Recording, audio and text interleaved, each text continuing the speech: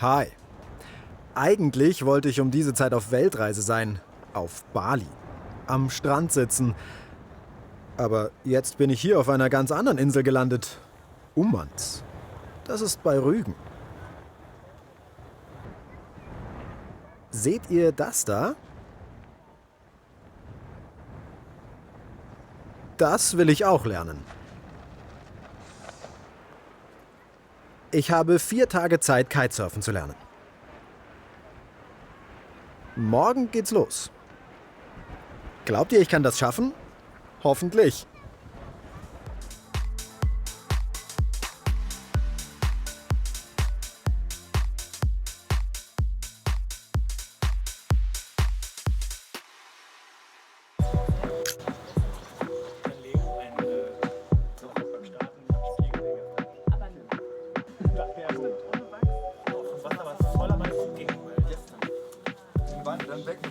Ich habe mitgebracht jetzt die Trapeze, die Westen und Neos. Wir müssen aber gleich mal bei den Trapeten überprüfen, ob alle auch ein Safety haben. Das haben wir noch nicht tun. Weil wir haben ja Und mit dem Regen. Das ist heute auch noch wichtig. Weil 16 Uhr sagt Windfinder auf jeden Fall 4,9 mm. Das ist viel. Also da müssen wir gucken mit dem Kiteaufbau, ob wir entweder dann noch mal warten müssen. Aber also ich glaube, wir müssen jetzt nicht im strömenden Regen stehen und den Kiteaufbau oder so machen. Das macht keinen Sinn. Gut, dann haben wir es soweit. Der Rest spontan. Wie gehabt. genau.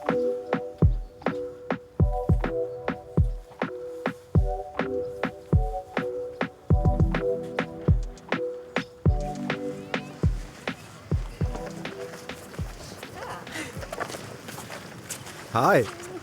Darf ich fragen, wer von euch ist mein Kite-Lehrer? Du? Das bin ich. Ich bin diese Woche dein Kite-Lehrer. Gut. Ich heiße Jason. Das gebärdet man so. Eine Frage. Kann man es schaffen, in 4 Tagen Kitesurfen zu lernen? Also, ich kann sagen, das kommt ganz auf dein Talent an. Es gibt unterschiedliche Typen. Meine Erfahrung bisher hat gezeigt, dass viele Teilnehmer Talent mitbringen. Einige vielleicht nicht so ganz. Aber wenn ich dich so anschaue, dann denke ich, ja. Danke, das hoffe ich natürlich. Ich habe mitbekommen, dass jemand hier zum ersten Mal als Kite-Lehrer eine Gruppe begleitet. Wer von euch ist das? Das bin ich. Offiziell werde ich zum ersten Mal als Kite-Lehrer unterrichten. Und ich bin schon auch ein bisschen aufgeregt, ja. Puh, dann bin ich nicht der Einzige, der hier aufgeregt ist. Ich selbst habe nämlich keine Ahnung und hoffe, dass alles gut läuft. Mach dir keine Sorgen. Wir haben ein Konzept und wissen genau, wie wir euch Schüler unterrichten sollen. Wir sind bestens vorbereitet. Keine Sorge. Danke, danke.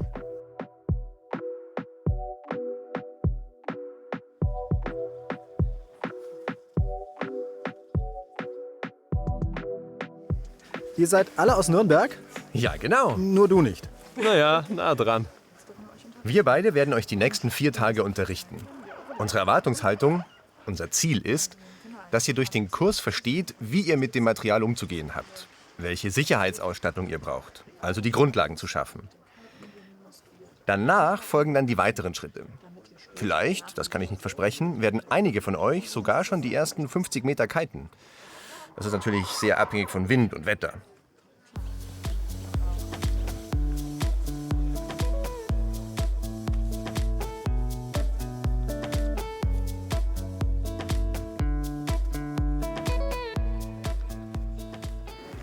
Wenn wenig Wind ist, sollte der Kite groß oder klein sein. Was meint ihr? Hängt das nicht auch von der Größe und vom Gewicht ab? Wenn man leicht ist, ein kleines und je größer man ist, Dann desto würde ich größer ja der Kite. wegfliegen. Ich krieg Angst. Mit einem kleinen Kite käme ich ja nicht vom Fleck. Je größer man ist, desto größer der Kite. Davon ist das abhängig. Ich glaube, wenn wenig Wind ist, braucht man ein kleines Kite. Nein, wenig Wind bedeutet großer Kite. Viel Wind bedeutet kleiner Kite. Aber da kommen noch andere Faktoren dazu. Zum Beispiel das eigene Gewicht, die Körpergröße und auch die Größe und Länge des Boards. Da gibt es verschiedene Faktoren. Aber allgemein gilt, wenig Wind, großer Kite, weil es dann eine größere Fläche gibt und du damit mehr Auftrieb bekommst. Und man kommt vorwärts. In meiner Gruppe ist Dave. Komm mal her. Hi! Das ist die andere Gruppe.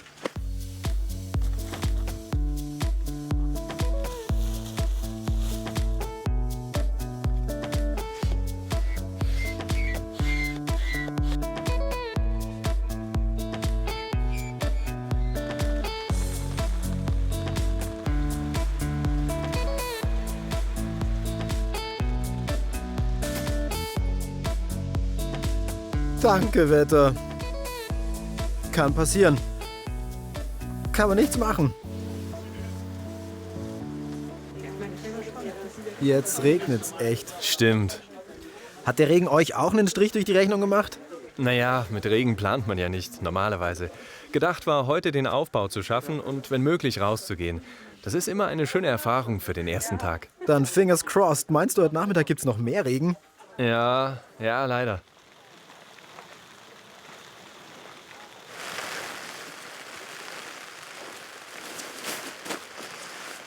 Ihr seht, wir räumen jetzt schon ab durch den vielen Regen. Vorhin war es noch schlimmer. Jetzt ist schon etwas weniger geworden, aber es soll später nochmal Regen geben. Wir brechen für heute ab. Morgen geht's weiter. Ich helfe hier mal weiter mit.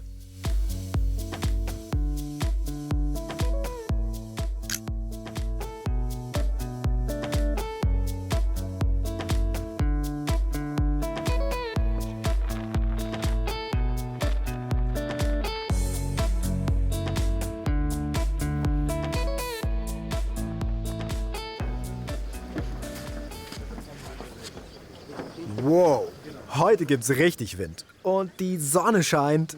Traumhaft im Gegensatz zu dem Regenwetter gestern. Die Sonne ist da, das heißt, wir nutzen das Wetter zum Kiten. Und los.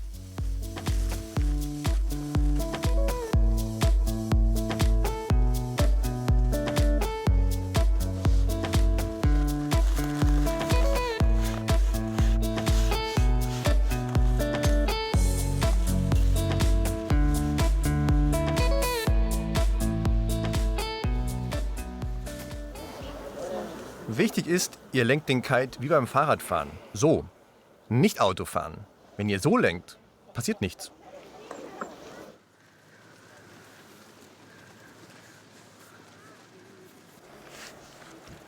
Das nennt sich Safety Ring. Und das da ist die Safety Leash. Das ist Englisch und heißt Leine. Ihr nehmt das hier zuerst und hängt es dort einfach ein. Und dann macht ihr das hier. Das ist wie eine doppelte Sicherung. Wenn euch der Kite hier rausrutschen sollte, könnt ihr es hiermit immer zurückholen. Kein Problem.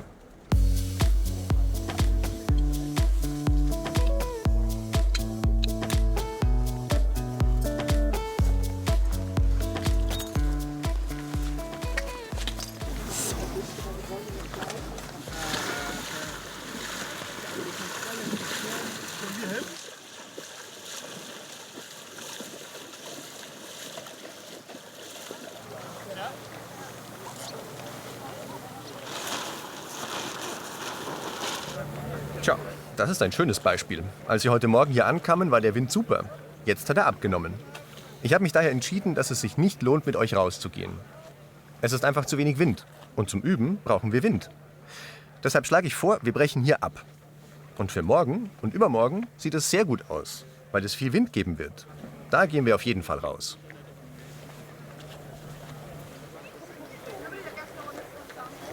Kann man nichts machen.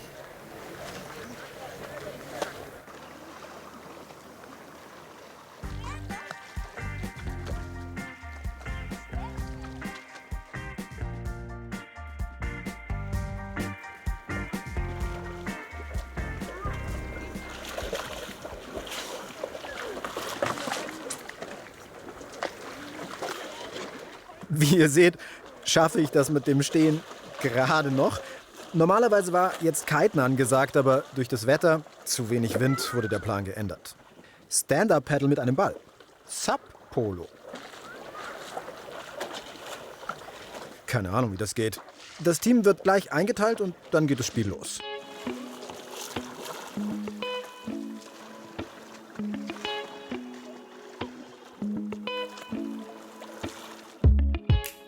Keeps calling, and I've been chasing early. She give me the coffee in the morning, a kiss when she leave me to get my day started. And the waves came washed over me.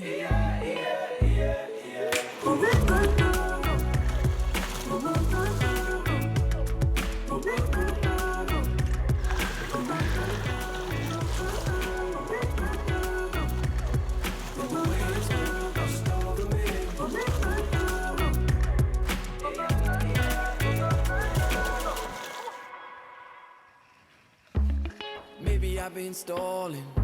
Baby, I just want curvy. Just to keep it in your pocket. Kisses when she needs me. Loving in the locket. I wanna be water. Skimming rock to my soul again. Pebbles on Long Beach. Slowly. Sie will auch beim Polo mitspielen. Washed over me. Der Ball ist da hinten.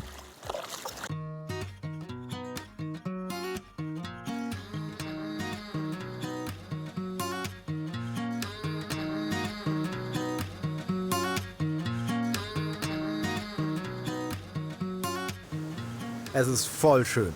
Blauer Himmel, es ist warm, die Sonne scheint. Ich habe mir gedacht, ich nutze die Zeit mal, um die Insel Ummanz zu erkunden und zu schauen, was es hier alles gibt. Kommt ihr mit?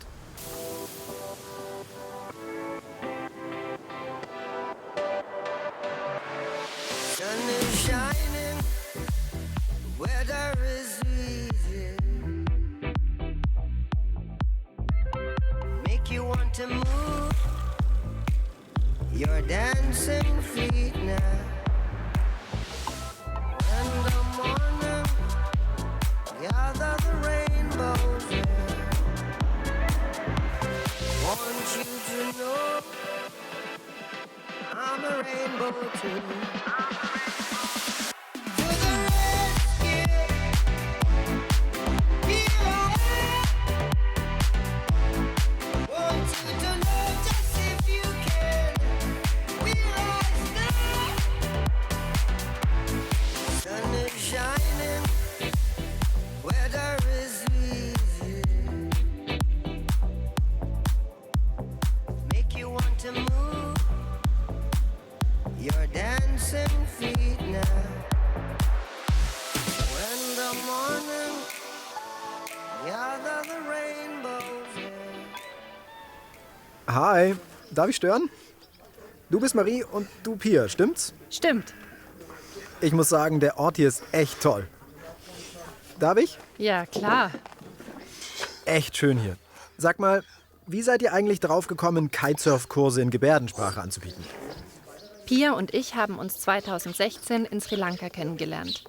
Pia hat regelmäßig im Sommer hier in einer Bar gearbeitet. Ich habe sie dann hier auf Ummanz besucht und auch 2 Monate in der Bar gearbeitet. Wir haben uns dann überlegt, Pia hat ja eine Kite-Lehrerlizenz und ich bin Gebärdensprachdolmetscherin. Also wir haben uns überlegt, dass es für Gehörlose ja gar keine Angebote gibt, Kiten zu lernen. Das fanden wir schade. Und dann kamen wir auf die Idee, warum tun wir uns nicht zusammen und unterrichten gemeinsam in Gebärdensprache? Gesagt, getan. So haben wir dann im Sommer 2018 angefangen und unsere Firma gegründet. Seitdem haben wir in den Sommermonaten schon einige Kite-Kurse durchführen können. Und du kannst auch ein bisschen Gebärdensprache? Ich kann es ein bisschen. Ich habe mal einen Volkshochschulkurs besucht, aber nur ein bisschen. Und gibt's bisher viele Anmeldungen? Ja, sehr viele. Wir haben schon im ersten Jahr sehr viele Anmeldungen bekommen. Das Interesse war wirklich riesengroß. Wir haben ja damals beide gemeinsam unterrichtet. Schon damals hatten wir den Traum, 2 gehörlose Kite-Lehrer zu haben, die selber muttersprachlich den Kite-Unterricht übernehmen könnten. Im letzten Jahr hat es dann geklappt. Wir haben eine Förderung erhalten und konnten 2 Kite-Lehrer ausbilden. Seit Oktober letzten Jahres haben sie die Ausbildung abgeschlossen und können jetzt selbst unterrichten. Vielen Dank, ihr beiden. Bestimmt wollt ihr jetzt was trinken, oder?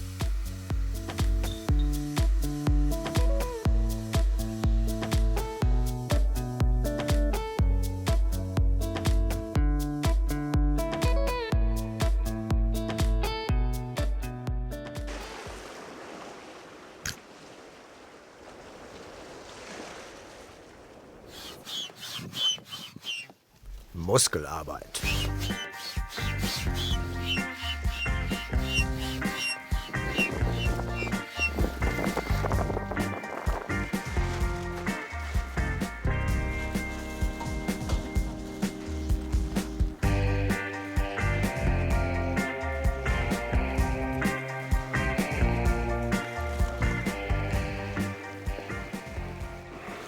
Nachdem ich euch eben noch ein bisschen Theorie gezeigt habe, sind wir jetzt fertig. Und ihr seid bestimmt schon ganz aufgeregt, endlich aufs Wasser zu gehen.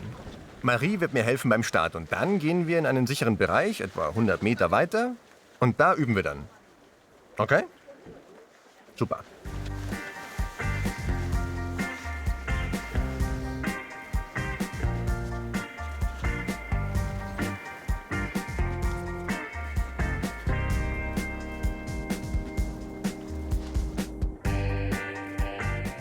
Ich bin gespannt, ob ich es schaffe. Keine Ahnung.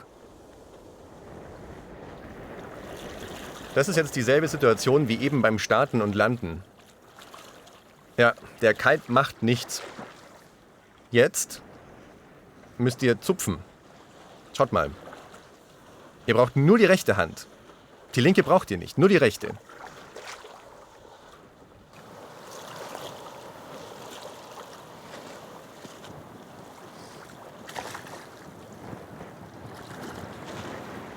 Wünscht mir viel Glück.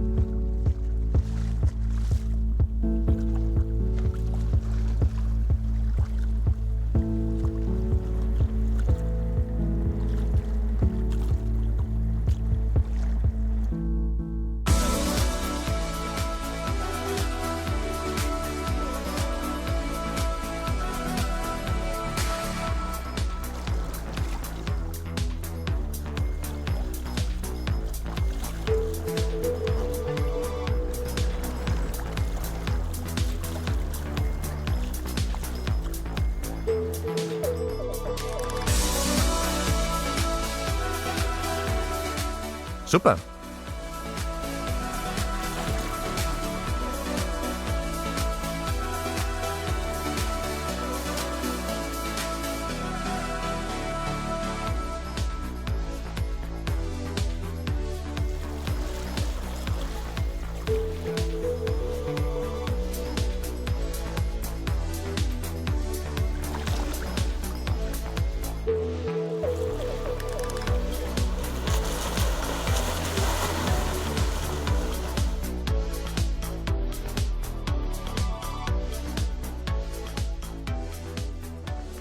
Hallo. Ahoi.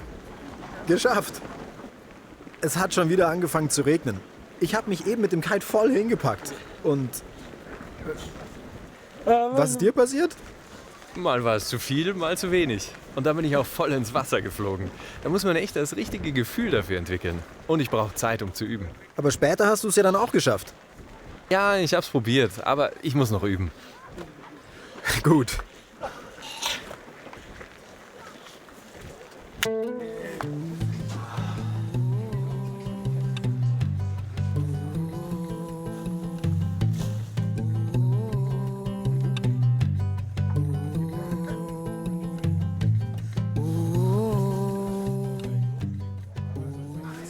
Und bist du zufrieden mit mir, wie ich das heute gemacht habe? Sehr zufrieden. Du bist ein Musterschüler. Danke, das freut mich. Wie seid ihr beide eigentlich darauf gekommen, Kite-Lehrer zu werden? Wie kommt man auf sowas? Das ist witzig. Vor einem Jahr, ich glaube im Januar war das, habe ich das Angebot für den Kite-Kurs gesehen und hatte Lust, mich als Teilnehmer anzumelden. Moment, nee. Das war vor 2 Jahren, 2018. Also, ich habe mich angemeldet und dann gab es später im Sommer eine Stellenausschreibung für die Ausbildung für einen gehörlosen Kite-Lehrer. Wow. Ich habe sofort gemeldet und gefragt, ob ich da mitmachen kann und wie das Konzept aussieht. Ob man die ganze Ausbildungszeit über da sein muss. Die Antwort lautete, ja, 6 Monate am Stück. Aber keine Chance, das ging mit meiner Arbeit nicht. Also ließ ich den Gedanken wieder fallen. Es ging wieder etwas Zeit ins Land und dann letztes Jahr im Januar hieß es, die Stelle ist noch frei. Man fragte mich, ob ich noch Interesse hätte. Ja, schon, habe ich gesagt. Aber wie lösen wir das mit der Vollzeit? Ich konnte ja nicht 6 Monate von der Arbeit wegbleiben. Ich habe mit meinem Chef über Teilzeit gesprochen, also dass ich von Ummanns aus arbeiten kann. Und der meinte, ja, warum nicht? Es hing nur noch von meinem Projektleiter ab. Und der sagte, ja, gerne, unterstütze ich voll. Wow, Ich habe sofort Ja gesagt. Ich musste das machen. Ich wollte hierher. Im letzten Jahr habe ich dann 3 Tage gearbeitet und 5 Tage Kiten geübt. Das war toll. Und wie sah es bei dir aus? Ich bin von Beruf eigentlich Physiotherapeut und habe in einer Praxis gearbeitet. Zum Wassersport bin ich durch Surfen gekommen. Aber ich hatte auch Lust, Kitesurfen auszuprobieren. Und habe dann erfahren, dass es Dev Ventures gibt und bin ihnen gleich auf Instagram gefolgt. Später im Sommer kam diese Ausschreibung, von der Patrick erzählt hat. Da habe ich mich sofort gemeldet. Ich musste da mitmachen. Klar war bei mir auch die Frage, wie das arbeitstechnisch aussieht. Ich war sowieso nicht mehr so zufrieden in der Praxis und hatte schon überlegt, mich selbstständig zu machen. Darüber habe ich mich dann ganz genau informiert und danach die Selbstständigkeit angemeldet. Das hat also geklappt. Gut war auch, dass ich durch den Leistungssport schon beim Gehörlosensportverband eingebunden war und so die 6 Monate meine Arbeit dort und meine Arbeit hier gut vereinbaren konnte. Das hat super geklappt. Ich freue mich schon so auf morgen, wie es weitergeht. Kannst du es kaum erwarten, oder? Schön, ich freue mich auch. Aber hallo.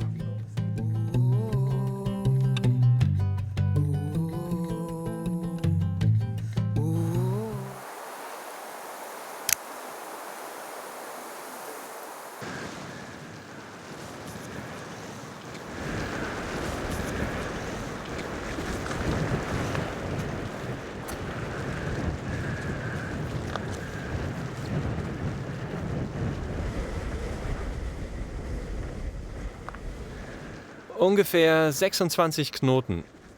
Eigentlich könnten wir... Aber es regnet zu heftig.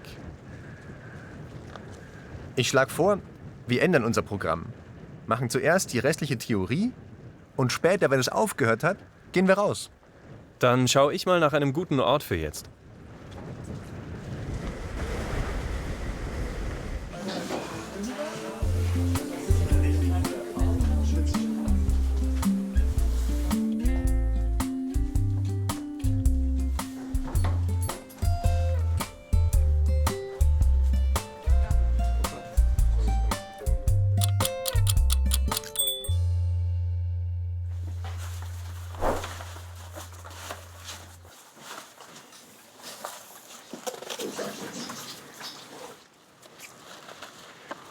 Hoffentlich schaffe ich 3 Meter oder so zu fahren.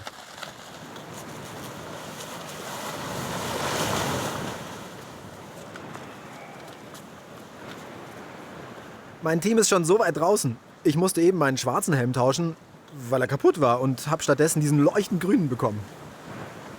Egal.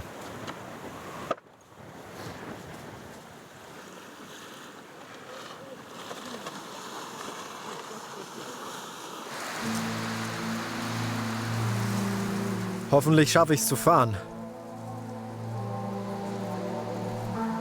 Bitte versuch jetzt erstmal, den Kite hoch in den Wind zu kriegen.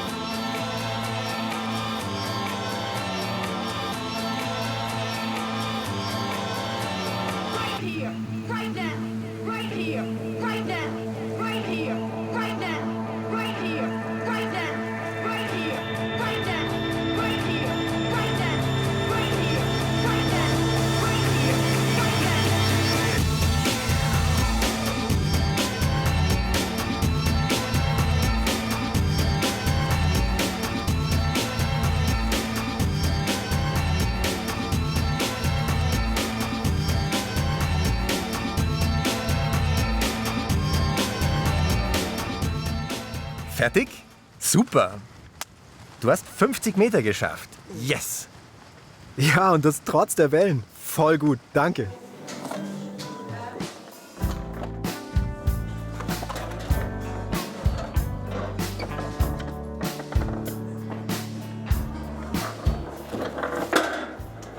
Eigentor. Wie war das jetzt für dich? Du hast ja zum ersten Mal selbst als Kite-Lehrer unterrichtet. Stimmt's? Ich bin sehr zufrieden. Die Teilnehmer haben wirklich toll mitgemacht und waren motiviert. Und was ich nicht erwartet hätte, dass sie so schnelle Fortschritte machen. Wir waren ja 4, ihr war zu zweit, da lernt man schneller. Und trotzdem haben sie am Ende alle Level 2 geschafft. Ich bin sehr stolz auf sie.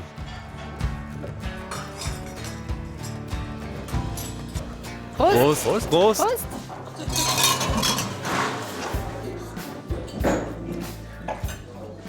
Und bei dir?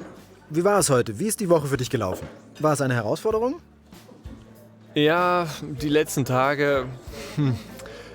Das Wichtigste, ich habe die Basisgrundlagen geschafft. Ja. Dass ich es geschafft habe, die ersten Meter auch auf dem Board zu surfen, das ist schon mal was.